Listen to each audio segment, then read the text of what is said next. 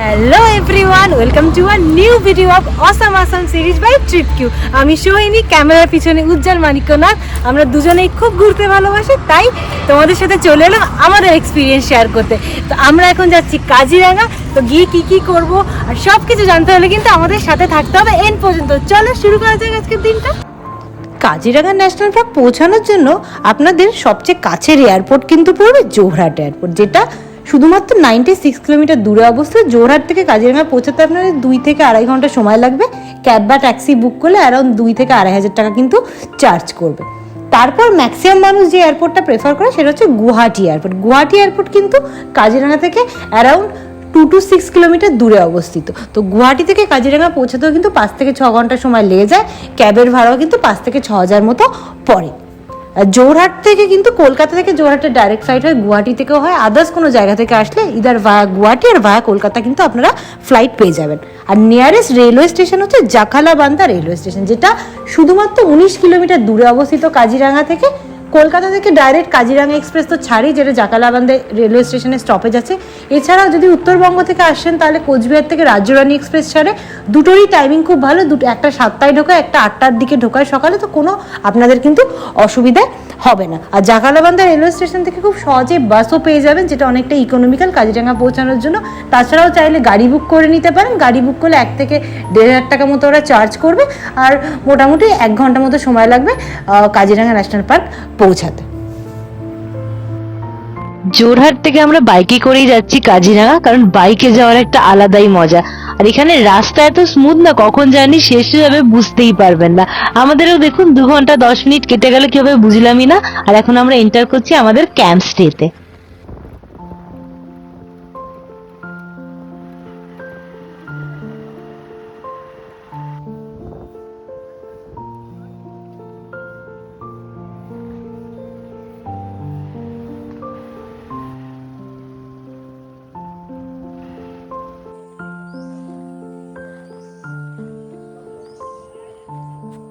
আমরা পৌঁছে গেছি কাজিরাঙা ইকো ক্যাম্প। এটাই আমাদের আজকে স্টে। তো এটা একদম মেন রোডের পাশেই কোহরা রিজিয়ানে আছে। মেক মাই ট্রিপ, ট্রিভাগো, বুকিং.com সব জায়গায় পেয়ে যাবে। প্লাস ওদের সাথে ডাইরেক্ট কন্ট্যাক্ট করে বুক করতে পারবে। ডিটেলস আমি স্ক্রিনে প্লাস ডেসক্রিপশনে দিয়ে দেবো। চলো আমাদের রুমটা আগে দেখে নেওয়া যাক।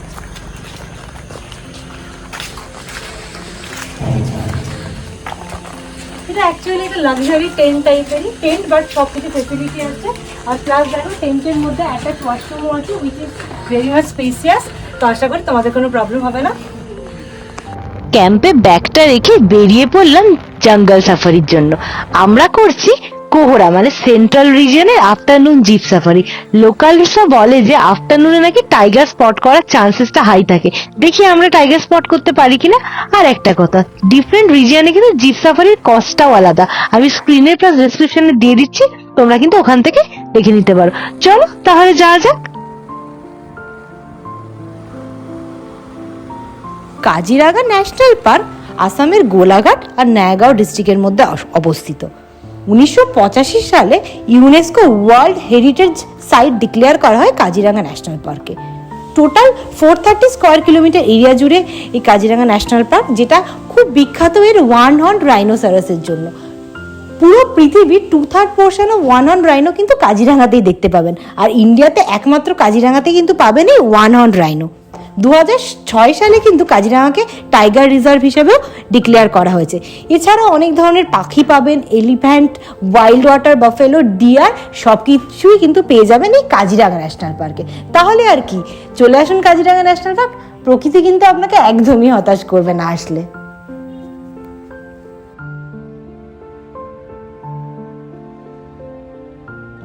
423 স্কোয়ার কিলোমিটার এই কাজিরাঙা ন্যাশনাল পার্কটা 4টে ভাগে বিভক্ত। সেন্ট্রাল ভাগ যেটাকে বলে কোহরা, ওয়েস্টার্ন ভাগ বাগড়ি, ইস্টার্ন রিজিয়ন কে বলা হয় আগরতলি, আর বুড়া পাহাড় রিজিয়ন। এই 4টে রিজিয়নে তোমরা চাইলে জিপ সাফারি করতে পারো। জিপ সাফারি মর্নিং আর আফটারনুন দুটো শিফটেই হয়। আর প্রত্যেকটা রেঞ্জ ওয়াইজ কিন্তু প্রাইসটা আলাদা, সেটা আমি ডেসক্রিপশনে প্লাস স্ক্রিনে দিয়ে দিচ্ছি, তোমরা দেখে নিও। এটা ছাড়া যদি হাতি পিঠে উঠে সাফারি করতে চাও তাহলে কিন্তু দুটোই অপশন, একটা ওয়েস্টার্ন রিজিয়ন মানে বাগড়ি আর central region Kohora. কোহরাটা specifically VIP আর এনআরআই বা ফরেনার্সদের জন্যই বুক থাকে, তো তুমি চাইলে বাগড়ি রিজিয়ন মানে ওয়েস্টার্ন রিজিয়নে করতে পারো। আর এলিফ্যান্ট সাফারির টাইমিং কিন্তু 5টা থেকে 6টা সকালে, 6টা থেকে 7টা, মেনলি এই দুটো স্লটেই কিন্তু হয়।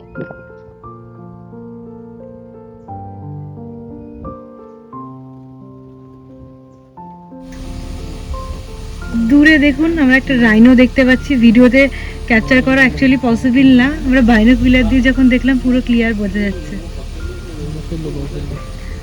ওই দিকে দূরে দেখুন অনেকগুলো বাফেলো, ওয়াইল্ড বাফেলো পাস করছে, দেখতে খুব সুন্দর লাগছে। অ্যাকচুয়ালি না এরকম ভিডিও দিয়ে এটা জাস্টিস করা যাবে না, নিজে আসলে বুঝতে পারবেন।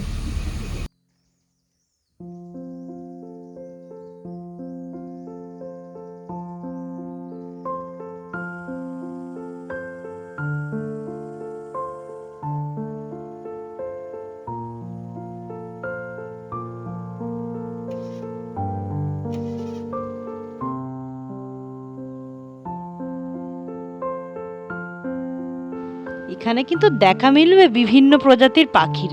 দেখো আমরা দেখতে পেলাম একটা ব্ল্যাক নেক স্টর্ক।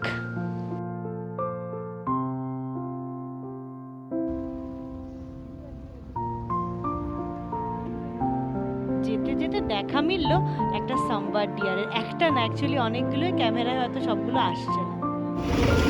দেখুন এই গাছটাতে টাইগারের পায়ের ছাপ আছে।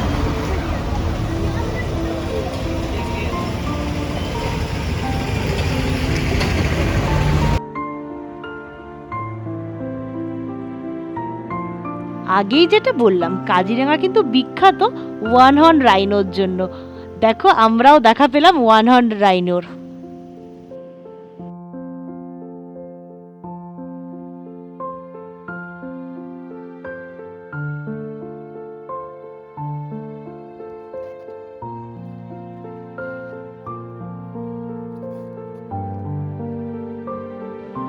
আমাদের গাইড কাম ড্রাইভারের মতে এখানে নাকি বাঘ দেখার সম্ভাবনা অনেক বেশি, তাই আমরা ওয়েট করছি যদি দেখা পাই বাঘের। অনেক অপেক্ষার পর আমরাও কিন্তু দেখা পেয়েছিলাম বাঘের, তারই কিছু ফটো তোমাদের সাথে শেয়ার করছি। কাজিরাঙা ন্যাশনাল পার্ক কিন্তু মনসুনে মানে মে মাস থেকে অক্টোবরের সেকেন্ড উইক অব্দি বন্ধ থাকে, কারণ আমরা সবাই জানি যে ব্রহ্মপুত্র নদীর জলে পুরো এরিয়াটাই কিন্তু প্লাবিত হয়ে থাকে, তাই এই সময় কিন্তু কাজিরাঙা ন্যাশনাল পার্ক ঘোরা যাবে না, এটা কিন্তু মনে রাখবেন। দেখা মিলল অনেক প্রাণী, সে তো তোমরা ভিডিওতে দেখলেই। প্রকৃতি আর বন্যপ্রাণীর মেলবন্ধনে সময়টা যে কি করে কেটে গেল বুঝতেই পারলাম না। চলে এলো ফেরার পালা, কারণ নিয়ম অনুযায়ী সন্ধ্যে 5টার আগেই কিন্তু ন্যাশনাল পার্ক থেকে তোমাকে বেরোতে হবে। তো এখন 5টার মতো বাজে, বাইরে অলরেডি অন্ধকার হয়ে গেছে, তাই আমরা সেন্ট্রাল জোনে সাফারি করে এই জাস্ট বেরোলাম। এখন আমরা পার্কিংয়ে আছি, কারণ আমরা বাইক নিয়ে এসেছিলাম। এবার আমরা কি করব সেটা জানতে হলে কিন্তু আমাদের সাথে থাকতে হবে। আর হ্যাঁ, ট্রিটকিউর সাথে কাজিরাঙা সেন্ট্রাল জোনের সাফারি কেমন লাগলো কমেন্ট করে কিন্তু অবশ্যই জানিও। আমরা এখন ইভিনিংয়ে কিছু খাওয়ার জন্য এসেছি রাইনোরিকা রেস্টুরেন্টে। রাইনোরিকা রেস্টুরেন্টে কিন্তু একদম সেন্ট্রাল জোনে যে এন্ট্রি পয়েন্টের গেটটা তার ঠিক অপোজিটেই অবস্থিত। আর আমরা অর্ডার দিয়েছি চিকেন সেজুয়ান নুডলস। শুধু কাজিরাঙা এসে জঙ্গল সাফারি করে কিন্তু চলে গেলে হবে না, জঙ্গল সাফারির পর সন্ধ্যাবেলা চলে এসো কাজিরাঙার ফেমাস অর্কিড গার্ডেনে ওদের কালচারাল শো দেখতে। তার জন্য টিকিট প্রাইস কত সেটার একটা ক্লোজ শট আমি নিয়েছি, ভিডিওটা তোমরা পজ করে দেখে নাও। চলো তাহলে যা যা আর এনজয় করো আমাদের সাথে আসামিজ কালচারাল ডান্স।